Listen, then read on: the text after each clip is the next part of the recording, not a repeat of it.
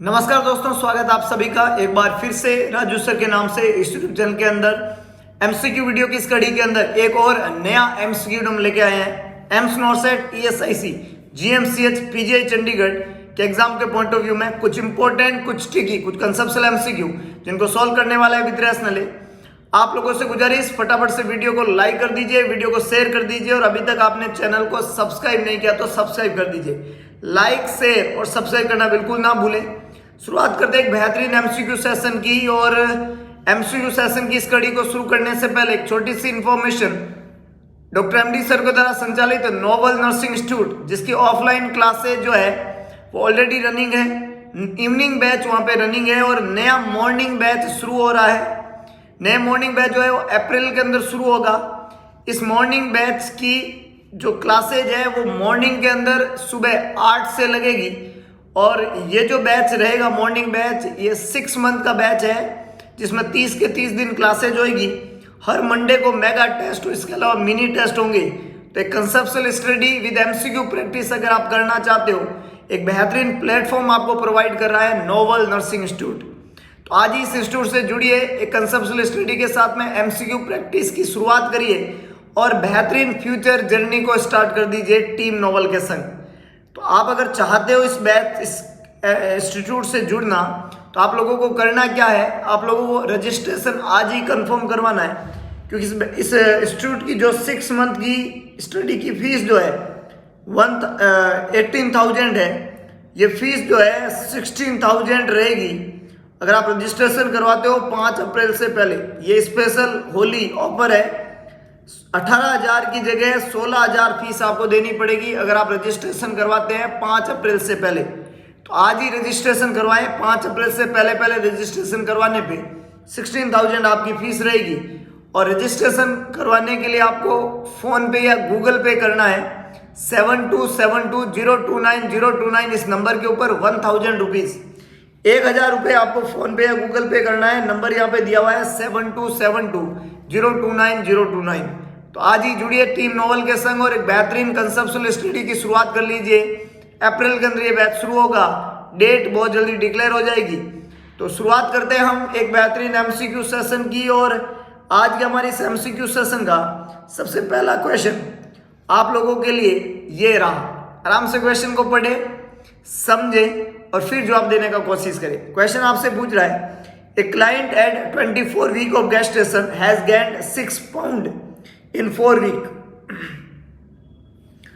24 week of gestation उसका जो है प्रेगनेंसी है, 6 पाउंड जो है उसने वेट गेन किया है 4 सप्ताह के अंदर। Which of the following would be priority when assessing the client. जब आप इस तरीके के डाटा के साथ में क्लाइंट को असेस कर रहे हो तो आपका प्रायोरिटी असेसमेंट क्या रहेगा? फर्स्ट है डाइटरी इंटेक, सेकंड है हैंड फेस एडिमा, थर्ड है ग्लाइकोसूरिया और फोर्थ है डिप्रेशन। 4 ऑप्शन यहाँ पे लिखे हुए हैं। Which is the correct one? फटाफट से जवाब लिखिएगा। बहुत बढ़िया। देखिएगा, सेकंड ट्राइमेस्टर में है लेडी। सेकंड ट्राइमेस्टर में जो है वजन का 4 वीक के अंदर, मतलब 1 महीने के अंदर 6 पाउंड बढ़ना, ये बहुत ज़्यादा वेट गेनिंग है। और ये जो वेट गेन है ये इंडिकेट करता है कि लेडी जो है उसमें डेवलप हो रहा है प्री इक्लेम्सिया। लेडी जो है उसमें क्या डेवलप हो रहा है? फ्लूइड रिटेन कर रहा है और उसमें प्री इक्लेम्सिया डेवलप होने की संभावना है। तो प्री इक्लेम्सिया का असेसमेंट करने के लिए हमें देखना पड़ेगा कि उसकी ब्लड प्रेशर क्या है, उसमें फ्लूइड अगर रिटेन हो रहा है तो उसकी बॉडी के ऊपर एडिमा देखने को मिलेगा। तो क्लासिकल और कार्डिनल साइन रहेगा कि आप हैंड और फेस का एडिमा चेक करो, जिससे आपको ये रूल आउट करने में आसानी होगा कि लेडी को प्री इक्लेम्सिया हो रहा है। क्योंकि उसके वेट गेन करने की जो रेट है वो बहुत ज़्यादा है, 6 pound in 4 week, it's excess. और ये हो सकता है लेडी को प्री इक्लेम्सिया डेवलप हो। तो करेक्ट आंसर यहाँ पे बी रहेगा। डाइटरी इंटेक, ग्लूकोज और डिप्रेशन का संबंध इस वेट गेन से नहीं है। तो करेक्ट आंसर बी है, that is hand face oedema, pre eclampsia, fluid retention. बहुत बढ़िया, आगे लेके चलता हूं। नेक्स्ट देखिएगा, एक और इंपॉर्टेंट और कतई जहर क्वेश्चन है। Previous history of lower segment caesarean section is the significant antenatal history as it can lead to एक लेडी है जिसकी प्रीवियस हिस्ट्री क्या है, प्रीवियस हिस्ट्री है उसका LSCS हो रखा है, उसका lower segment caesarean section LSCS हो रखा है। तो ये जो हिस्ट्री है लोअर सेगमेंट सिजेरियन सेक्शन, इसका फर्क पड़ेगा कब, तब जब आप ये हिस्ट्री ले रहे हो तो हिस्ट्री सिग्निफिकेंट कब हो जाती है, इंपॉर्टेंट कब बन जाती है कि अबॉर्शन हो सकता है इस हिस्ट्री से, इस हिस्ट्री से इनकम्प्लीट सर्विक्स हो सकता है, इस हिस्ट्री से एंटीपार्टम हेमरेज हो सकता है, या इस हिस्ट्री से यूट्रस रप्चर हो सकता है। 4 ऑप्शन यहाँ पे लिखे हुए हैं। कौन सी चीज का फर्क पड़ेगा? अगर लेडी को LSCS हो रखा है और उसने दोबारा कंसीव किया तो क्या चीज की संभावना है उस लेडी में? अबॉर्शन की, इनकम्प्लीट सर्विक्स की, एंटीपार्टम हेमरेज की, या यूट्राइन रप्चर की? क्या चीज की संभावना है? फटाफट से जवाब लिखिएगा। बहुत अच्छे। LSCS अगर हो रखा है तो उस लेडी में यूट्रस रप्चर होने की संभावना, पहले भी हम इसके बारे में बात कर चुके हैं। डी यहाँ पे करेक्ट आंसर है। यूट्रस रप्चर जो है ये होने की संभावना है, इसलिए LSCS की हिस्ट्री सिग्निफिकेंट इसलिए है क्योंकि देयर में भी chance of rupture of uterus. अगर आप सेकेंडरी बार लेडी ने कंसीव किया तो आपको ध्यान रखना पड़ेगा, और अगर जरा सा भी ऐसा कोई संभावना लग रहा है तो आपको नॉर्मल वेजाइनल डिलीवरी नहीं करानी है, ये रिस्क नहीं लेना है। यहाँ पे करेक्ट आंसर बी बनेगा, दैट इज यूटेराइन रप्चर। बहुत बढ़िया, बहुत ही शानदार। आगे लेके चलता हूं। नेक्स्ट देखिएगा, एक और इंपॉर्टेंट और कतई जहर क्वेश्चन है, सोच समझ के जवाब लिखिएगा। The priority for performing amniocentesis before 12 week will be. 12 week से पहले आप एमनियोसिंथेसिस परफॉर्म कर रहे हो, बिफोर 12 वीक आप एमनियोसिंथेसिस परफॉर्म कर रहे हो, तो क्या प्रायोरिटी परफॉर्मेंस रहेगा? मतलब एमनियोसिंथेसिस करने से पहले क्या करेंगे आप, कौन सी चीज करेंगे? पहला है गिव ट्रिनलबर्ग पोजीशन, सेकंड है don't empty the blood, third है गिव एट्रोपिन, और फोर्थ है give IV fluid prior to the procedure. 12 week से पहले एमनियोसिंथेसिस कर रहे हो, कौन सा प्रायोरिटी परफॉर्मेंस आपका फंडा रहेगा, कौन सी इंपॉर्टेंट चीज रहेगी? फटाफट से जवाब लिखिए। क्या चीज पहले करेंगे फिर एमनियोसिंथेसिस करेंगे? बहुत बढ़िया, कुछ लोगों ने जवाब देने की कोशिश की है। देखिएगा ट्रिनलबर्ग पोजीशन बिल्कुल खोटा जवाब है, ए यहाँ पे आंसर नहीं बनेगा क्योंकि एमनियोसिंथेसिस से पहले इस पोजीशन को देने का कोई लॉजिक नहीं है। आप सिंपली सुपाइन पोजीशन दे सकते हो, डोर्सल रिकमेंडेड टाइप की। तो ये आंसर तो खोटा है, ए यहाँ पे खोटा जवाब है। लेडी को एट्रोपिन देने का भी कोई कंसेप्ट नहीं है, सी भी यहाँ पे खोटा जवाब है। और एमनियोसिंथेसिस से पहले IV फ्लूइड देने का भी कोई कंसेप्ट नहीं है। A, C और D तीनों तो बिल्कुल खोटे जवाब है, इनका संबंध एमनियोसिंथेसिस से बिल्कुल भी नहीं है। तो करेक्ट आंसर है बी। और बी में क्या कर रहे हैं? एम्प्टी ना करना है ब्लैडर को। बहुत इंपॉर्टेंट बात है कि अगर आप 12 वीक से पहले बिफोर 12 वीक आप एमनियोसिंथेसिस कर रहे हो तब आप ब्लैडर को खाली नहीं करेंगे। क्यों नहीं करेंगे? क्योंकि भरा हुआ ब्लैडर जो होता है वो यूट्रस को थोड़ा ऊपर की तरफ रखता है, क्योंकि 12 वीक में यूट्रस जो है वो सिम्पाइसिस प्यूबिस तक आता है, पेल्विक कैविटी का पार्ट है। तो भरा हुआ ब्लैडर थोड़ा यूट्रस को ऊपर रखेगा, और अगर यूट्रस ऊपर रहेगा तो एमनियोसिंथेसिस करना थोड़ा आसान है। एमनियोसिंथेसिस किया जाता है क्रोमोसोमल स्टडी के लिए, कंजेनिटल एनोमली का पता लगाने के लिए। तो अगर भरा हुआ यूट्रस रहेगा तो लेडी को एमनियोसिंथेसिस उस लेडी में परफॉर्म करना आसान हो जाएगा, क्योंकि भरा हुआ ब्लैडर यूट्रस को थोड़ा ऊपर की तरफ लाता है। 12 वीक के बाद में अगर आप एमनियोसिंथेसिस करते हैं तो इस समय आप ब्लैडर को कहीं और ऊपर लाने की जरूरत नहीं है, ब्लैडर को खाली करवाओ। खाली इसलिए करवाओ क्योंकि यूट्रस की जगह रप्चर हो सकता है, ब्लैडर पंक्चर हो सकता है, और यूरिन आ सकता है एमनियोसिंथेसिस की जगह, और उसका हम एग्जामिन कर देंगे गलती से। इसलिए बिफोर 12 वीक बूझे तब तो don't empty the bladder, after 12 week बूझे तो एम्प्टी द ब्लैडर। तो यहाँ पे करेक्ट आंसर क्या बनेगा? B, don't empty the bladder. बहुत बढ़िया, बहुत ही शानदार, बहुत ही इंपॉर्टेंट और ट्रिकी क्वेश्चन है सारे के सारे। अगर आपको ये क्वेश्चन अच्छे लग रहे हैं, कंटेंट पसंद आ रहा है, तो please share, like and share करना बिल्कुल ना भूले। शेयर करने का मन ना करे तो भी शेयर करना पड़ेगा, जिससे हम मैक्सिमम लोगों तक अप्रोच करके उनकी मदद कर सकते हैं। आगे लेके चलता हूं। नेक्स्ट देखिएगा क्वेश्चन पूछा है, most frequent cause of salpingitis और PIDs। Salpingitis is the inflammation of fallopian tube, PID is the pelvic inflammatory disease. इन दोनों के होने का मोस्ट फ्रीक्वेंट कारण क्या है? Chlamydia, streptococcus, staphylococcus, treponema. 4 option लिखे हुए हैं। साल्पिंजाइटिस होने का और PID होने का मोस्ट कॉमन कोज पूछा है, कारण पूछा है, कौन सा होना चाहिए? जवाब लिखिएगा। साल्पिंजाइटिस और पीआईडी होने का मोस्ट फ्रीक्वेंट कॉज होता है हमेशा क्लेमाइडिया। ए यहाँ पे करेक्ट आंसर है, बहुत ही बढ़िया। कुछ लोगों ने जवाब देने की कोशिश की है, it's chlamydia, A is the correct one. Most common cause is the chlamydia, बहुत बढ़िया। नेक्स्ट देखिएगा, क्वेश्चन आपसे पूछ रहा है after determining the pregnancy client is RH negative, gynecologist order an indirect Coombs test. जब ये डिसाइड हुआ कि जो लेडी है वो RH नेगेटिव है, ये जब हमें पता चला तो गायनेकोलॉजिस्ट ने क्या किया, एक टेस्ट लिखा, इनडायरेक्ट कॉम टेस्ट। क्वेश्चन आपसे पूछ रहा है क्या पर्पज है इस टेस्ट को करने का। इनडायरेक्ट कॉम टेस्ट एक प्रेग्नेंट लेडी में करने का पर्पज क्या है।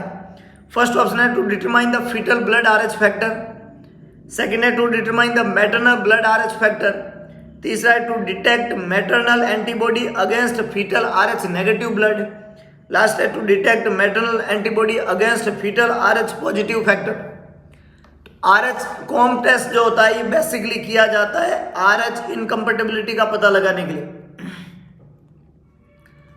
इनकम्पेटिबिलिटी का पता लगाने के लिए। अगर ये RH कॉम्स टेस्ट इनडायरेक्ट है तब तो सैंपल मदर का लेते हैं, और डायरेक्ट है तो सैंपल बेबी का लेते हैं। बेबी का सैंपल तो बर्थ होने के बाद ले सकते हो, अभी बेबी बर्थ नहीं हुआ तो मदर का सैंपल लिया जाएगा। मदर का सैंपल लेके हम ये डिसाइड नहीं कर रहे हैं कि फीटस का RH फैक्टर क्या है, ये तो बच्चे के ब्लड से ही पॉसिबल है, और बच्चा माँ के वूम में और बच्चे का सैंपल हमने नहीं लिया, तो ये तो खोटा जवाब है।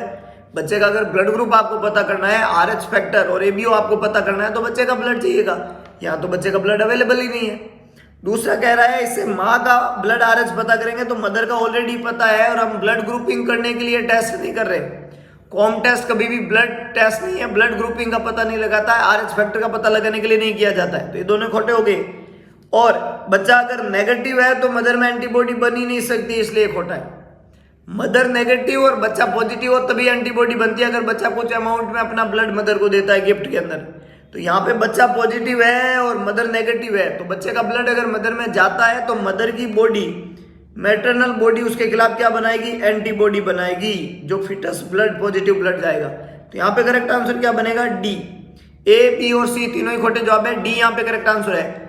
एंटीबॉडी जो बनेगी fetal blood RH positive factor के अगेंस्ट, उसका डिटेक्शन करता है कॉम्स इनडायरेक्ट टेस्ट। बहुत बढ़िया, बहुत ही शानदार, आगे लेके चलता हूं। नेक्स्ट देखिएगा, you are performing a head to toe assessment on a patient admitted with abruptio placenta. Which of the following assessment finding would you immediately report to the physician? मरीज किसका है, एब्रूप्टियो प्लासेंटा का है। किसका पेशेंट है, एब्रूप्टियो placenta का। कौन सी finding आप हाथों हाथ, कौन सी फाइंडिंग आप इमीडिएटली रिपोर्ट करोगे फिजिशियन को। ऐसी एब्रूप्टियो प्लासेंटा वाले मरीज में क्या मिला आपको कि आप बिना रुके बिना थके खटाक से फटाफट ऑन द स्पॉट तुरंत फिजिशियन को इन्फॉर्म करोगे। फर्स्ट है वेजाइनल ब्लीडिंग, सेकंड है हार्ड एब्डोमेन, थर्ड है oozing around the IV site, और लास्ट है टेंडर यूट्रस। चार ऑप्शन यहाँ पे लिखे हुए। कौन सा सिम्टम देखते ही आप तुरंत रिपोर्ट करेंगे, हाथों हाथ रिपोर्ट करेंगे। बीमारी है एब्रूप्टियो प्लासेंटा। अब एब्रूप्टियो प्लासेंटा जो बीमारी होती है ये एंटीपार्टम हेमरेज का बहुत बड़ा कारण बनता है, जिसमें प्लासेंटा अपने टाइम से पहले सेपरेट हो जाता है यूट्रस से। जब प्लासेंटा सेपरेट होता है तो वहाँ पे वेजाइनल ब्लीडिंग होगी, ये बात तो सत्य है। हार्ड एब्डोमेन भी होगा, ये बात भी सत्य है, और टेंडर यूट्रस होगा, ये भी बात सत्य है। वेजाइनल ब्लीडिंग, हार्ड एब्डोमेन और टेंडर यूट्रस वहाँ पे देखने को मिलता है। हार्ड एब्डोमेन और टेंडर यूट्रस ज्यादातर तब जब एब्रूप्टियो प्लासेंटा आपका कंसील टाइप का हो, और अगर वो सेपरेट हो गया है तो वेजाइनल ब्लीडिंग वहाँ पे ज्यादा देखने को मिलेगी। कभी कभी ब्लड कंसील हो जाता है, अंदर इकट्ठा हो जाता है, कभी कभी वो बाहर की तरफ आता है। तो यहाँ पे इंपॉर्टेंट कंसेप्ट है कि ये जो तीनों सिम्टम है A, B और D, ये तो नॉर्मली देखने को मिलते ही है इस बीमारी के अंदर। लेकिन अगर किसी मरीज को एब्रूप्टियो प्लासेंटा है और प्रोडक्ट ऑफ कंजम्पशन अंदर रह जाता है, वो सेपरेट नहीं कर, प्लासेंटा सेपरेट हो गया टाइम से पहले, तो बच्चा अगर अंदर ही है तो बच्चे की यूट्रस में ही डेथ हो जाती है, और जब उसकी डेथ हो जाती है तो उसमें इस एब्रूप्टियो प्लासेंटा की वजह से कॉम्प्लिकेशन होता है, और उसको DIC बोलते हैं, disseminated intravascular कोएगुलोपैथी। Disseminated intravascular कोएगुलोपैथी, detail से पढ़ेंगे इसको आगे। डिसेमिनेटेड इंट्रावेस्कुलर कोएगुलोपैथी वाली अगर कंडीशन बन जाए तो उस पेशेंट के आईवी साइड से ऊजिंग होने लग जाएगी। तो अगर आईवी साइड से ऊजिंग हो रही है तो हम सस्पेक्टेड करते हैं उसमें DIC है, और उसके क्लॉटिंग फैक्टर जो है वो डिस्टर्ब हो गए पूरी तरीके से। तो तो ये जो DIC है इसका पता लगाने के का जरूरी है, इसलिए इसको तुरंत रिपोर्ट करने की जरूरत है। तो यहाँ पे करेक्ट आंसर सी बनेगा, Ojing around the IV site indicate DIC, disseminated intravascular कोएगुलोपैथी। तो सी यहाँ पे बिल्कुल करेक्ट आंसर है। बहुत ही बढ़िया, बहुत ही शानदार, आगे लेके चलता हूँ। नेक्स्ट देखिएगा, most common cause of placenta previa. Placenta previa का सबसे कॉमन कारण पूछा गया। फर्स्ट है एक्सीडेंट, दूसरा है हाइपरटेंशन, तीसरा है डिफेक्टिव डेसिडुआ और लास्ट है ऑल ऑफ दी अबव। चार ऑप्शन है यहाँ पे। मोस्ट कॉमन कोज पूछा है प्लासेंटा प्रीविया का, and the most common cause of placenta previa is unhealthy decidua, that is known as defective decidua. Uterus की जो डेसिडुआ है वो डिफेक्टिव है, अनहेल्दी है, डिफेक्ट है उसके अंदर, तो उसकी वजह से जो प्रोडक्ट ऑफ कंजप्शन है उसका इम्प्लांटेशन जो है वो यूट्रस में होने की बजाय लोअर यूट्राइन सेगमेंट के अंदर हो जाता है, और इसी को हम प्लासेंटा प्रीविया के नाम से जानते हैं। तो प्लासेंटा प्रीविया का मोस्ट कॉमन कारण है डिफेक्टिव डेसिडुआ। सी यहाँ पे करेक्ट आंसर है। A, B और D तीनों ही खोटे जवाब है। बहुत ही बढ़िया, बहुत ही शानदार, आगे लेके चलता हूं। नेक्स्ट देखिएगा, एक और कतई जहर क्वेश्चन है। Mother has given opioids during labour process. Mother को लेबर के प्रोसेस के दौरान ओपियोइड दिया गया था। Which among the following drug most commonly order by doctor for the newborn. Newborn के लिए डॉक्टर कौन सी ड्रग ऑर्डर करेगा? मदर को ओपियोइड दी गई थी और न्यूबॉर्न को कौन सी ड्रग ऑर्डर करेगा? ओपियोइड मदर को दी तो न्यूबॉर्न में ओपियोइड की टॉक्सिसिटी, और टॉक्सिसिटी में क्या देते हैं? क्या बात है भाई, छा गए। सभी लोगों ने आंसर बिल्कुल करेक्ट पकड़ा है, बहुत ही सही तरीके से जवाब दिया है, बहुत बढ़िया, बहुत ही अच्छी। इट्स ए, नैलोक्सोन और नैल्ट्रोक्सोन। ए करेक्ट आंसर है। ये ओपियोइड टॉक्सिसिटी का एंटीडोट माना जाता है और ये साफ देखने को मिल रही है। इसको एंटीडोट की तरह काम करेंगे बच्चे के अंदर, नैलोक्सोन या नैल्ट्रोक्सोन। मॉर्फिन एनाल्जेसिक है इटसेल्फ, तो यहाँ पे अपन नहीं देंगे, और यही ओपियोइड एनाल्जेसिक में आता है मॉर्फिन, तो इससे तो और ज्यादा प्रॉब्लम वर्स्ट होएगी। कैल्शियम ग्लूकोनेट जो होता है ये यहाँ काम नहीं करेगा, ये MgSO4 की टॉक्सिसिटी में काम लेते हैं एज ए एंटीडोट। और एड्रीनलिन यहाँ काम नहीं करेगा। ADR इंजेक्शन जो है वो ब्रेडिकार्डिया के अंदर यूज करते हैं, है ना। अगर किसी को ब्रेडिकार्डिया हो गया है तो एड्रीनलिन जो है वो हार्ट रेट को बढ़ा देता है। तो यहाँ पे करेक्ट आंसर क्या बनेगा? ए, नैलोक्सोन या naltrexone. A is the correct one. Opioid withdrawal, good. Next देखिएगा, क्वेश्चन आपसे पूछा जा रहा है, the clinical entity where the process of abortion has started. Abortion का प्रोसेस स्टार्ट हो चुका है लेकिन not progressed to the state from which recovery is not possible. लेकिन उस स्टेट तक प्रोग्रेस नहीं किया कि रिकवरी पॉसिबल नहीं है, मतलब आप रिकवरी कर सकते ना। प्रेगनेंसी का एक प्रॉब्लम एबॉर्शन का प्रोसेस है, एबॉर्शन का प्रोसेस शुरू हुआ है लेकिन वो उस हद तक नहीं पहुंचा कि आप प्रेगनेंसी को कंटिन्यू नहीं कर सकते, रिकवरी नहीं कर सकते। फर्स्ट है थ्रेटन एबॉर्शन, सेकंड है स्पॉन्टेनियस एबॉर्शन, थर्ड है इनएविटेबल एबॉर्शन और फोर्थ है मिस्ड एबॉर्शन। तो यहाँ पे बहुत इंपॉर्टेंट बात है, बहुत ही ट्रिकी बात है। The correct answer is a, that is threaten abortion. Threaten abortion जो रहता है उसमें अबॉर्शन उस हद तक नहीं है कि उसको रोका नहीं जा सकता, तो चांस 50-50% हो जाते हैं थ्रेटन एबॉर्शन में कि आप प्रेगनेंसी को कंटिन्यू भी कर सकते हो और डिलीवर भी कराना पड़ सकता है। तो ये थ्रेटन एबॉर्शन की बात होती है। ये इंपॉर्टेंट चीज रहती है जिस अबॉर्शन में 50-50% चांसेज है नहीं होने के और अबॉर्शन होने के। स्पॉन्टेनियस अबॉर्शन जो है वो ऑटोमेटिकली हो जाता है, कंप्लीट और इनकम्प्लीट दोनों ही तरीके के रहते हैं। इनएविटेबल अबॉर्शन जो है उसको भी रोकना मुश्किल है, वी कांट स्टॉप। लेकिन यहाँ पे पूछा है कि आप रिकवरी पॉसिबल, मतलब इतना प्रोग्रेस नहीं किया कि पॉसिबल नहीं, मतलब हम उसको रोक सकते हैं, तो हम रोक सकते हैं। वो एकमात्र अबॉर्शन है threaten, A is the correct one. Missed में ऑलरेडी बच्चा जो है वो मदर के मुंह में ही खत्म हो जाता है। तो मिस्ड, इनएविटेबल और स्पॉन्टेनियस तीनों ही खोटे जवाब है। ए यहाँ पे करेक्ट आंसर है, दैट इज थ्रेटन अबॉर्शन, जिसको आप रोक सकते हो अबॉर्शन होने से और प्रेगनेंसी को कंटिन्यू कर सकते हो। A is the correct one, B, C और डी तीनों ही खोटे जवाब है। बहुत ही बढ़िया, बहुत ही शानदार, आगे लेके चलता हूँ। नेक्स्ट देखिएगा, पूछा है the placenta abnormalities in which a thin fibrous ring is present in the margin of the chorionic plate where the fetal vessel appear to terminate। जहाँ fetal vessel appear होती है टर्मिनेट होने पे, वो जो मार्जिन वाला कोरियन है वहां पे आपको प्रेजेंट मिल रही है एक फाइब्रस रिंग, जो प्लासेंटल अबनॉर्मलिटीज है, ऐसा फाइब्रस रिंग बन जाए अगर मार्जिन पे कोरियन के, तो इसको अपन किस नाम से जानेंगे? Placenta spuria, placenta membrane, circumvallate placenta, placenta marginate. Margin के ऊपर फाइब्रस रिंग बन गई है, प्रेजेंट है फाइब्रस रिंग कॉर्निक प्लेट पे। बहुत बढ़िया। देखो ऑप्शन में, क्वेश्चन में मार्जिन, तो जवाब मार्जिनेट, मार्जिन पे ही बनी है तो मार्जिनेट, प्लासेंटल मार्जिनेट, डी यहाँ पे करेक्ट आंसर है। प्लासेंटा मार्जिनेट एक अबनॉर्मलिटी है प्लासेंटा की, जिसमें थिक फाइब्रस रिंग जो है वो प्रेजेंट होती है margin of the chorionic plate, जहां पे दो ब्लड वेसल अपीयर होती है, वहां पे ये हो जाता है, इसको प्लासेंटा मार्जिनेट कहते हैं। D is the correct one. A, B और सी ये प्लासेंटल एब्नॉर्मलिटी क्वेश्चन में पूछे गए के अनुसार नहीं है। बहुत ही बढ़िया, बहुत ही शानदार। आगे लेके चलता हूं, नेक्स्ट देखिएगा। एक और इंफॉर्मेशन नोवल नर्सिंग इंस्टीट्यूट की तरफ से, प्ले स्टोर पे जाइए, टाइप करिए novel nursing institute, 5 star rating का इस लोगो के साथ में एक ऐप दिखेगा आपको। ये ऐप है नोवल नर्सिंग इंस्टीट्यूट का ऐप को इंस्टॉल कर दीजिए और सेटिंग में जाके ऐप को रेटिंग दे दीजिए और इंपॉर्टेंट रिव्यू वहां पे जरूर लिख दीजिए। इतना करने के बाद में ऐप के सारे फीचर्स आप लोगों के लिए खुल जाएंगे और आप एक डिजिटल प्लेटफॉर्म पे, ऑनलाइन प्लेटफॉर्म से टीम नोवल से जुड़ सकते हो। इसके अलावा ऑफलाइन क्लासरूम स्टडी भी नोवल नर्सिंग इंस्टीट्यूट की बहुत जल्दी नया मॉर्निंग बैच लेके आ रहे हैं। 6 के 6 महीने का जो है क्लास लगता है, 30 के 30 दिन क्लास लगता है। 6 मंथ की स्टडी के अंदर हर मंडे को मेगा टेस्ट और मिनी टेस्ट होते हैं। एक कंसेप्चुअल स्टडी करवाई जाती है ताकि आप एम्स, नॉर्सेट, ESIC, GMCH और PGI चंडीगढ़ को क्रैक कर पाए। तो नए मॉर्निंग बैच को अगर आप ज्वाइन करना चाहते हैं तो आज ही ज्वाइन करें। 5 अप्रैल तक होली स्पेशल मेगा धमाका चल रहा है, जिसमें फीस 18,000 की जगह 16,000 कर दी जाएगी। तो अगर आप 5 अप्रैल से पहले रजिस्ट्रेशन करवाते हो मॉर्निंग बैच के लिए तो आपका फीस 18 नहीं होगी, कितना होगा? 16,000।